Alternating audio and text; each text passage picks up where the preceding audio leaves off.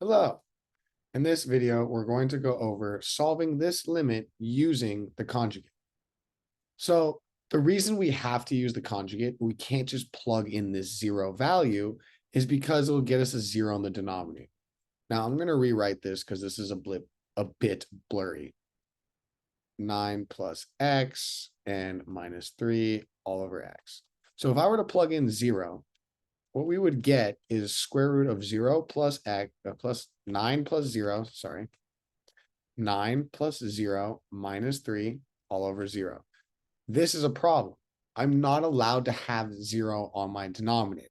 That's a restricted value. It's not allowed to happen. So what we need to do is manipulate this equation so I can just plug in the 0. So I need to get rid of this value here. The first thing I'm going to do is multiply the top and bottom by the conjugate. And we can see that because we have a complicated square root minus 3. I'm going to multiply top and bottom by square root 9 plus x plus 3. And I'm going to do that to the top and the bottom. What that creates is an a minus b times an a plus b, which gets us a squared minus b squared. So all I have to do is multiply these guys together and subtract them. So we can rewrite now. The limit as x approaches 0 is 9 plus x, because the same thing in the square root multiplied to itself takes it out, times 3 times 3 minus 9. Next, we do not FOIL the denominator. It's very key that we do not FOIL the denominator. Keep it as is. Now we see, oh, look, I can manipulate my numerator because it cleans up to this.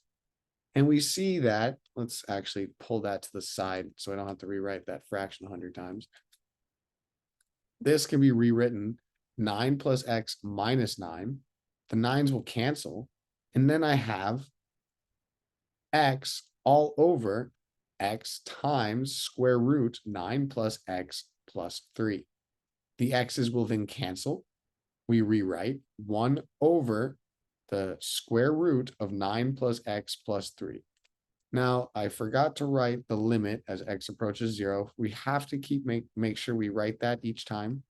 Now I'm going to plug in 0 because it's not going to create a 0 in my denominator.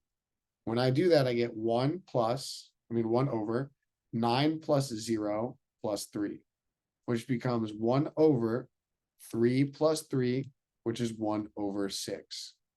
We didn't get 0 in the denominator, so it was okay for us to plug that value in. And then we get our limit accordingly. And that is how you solve those problems.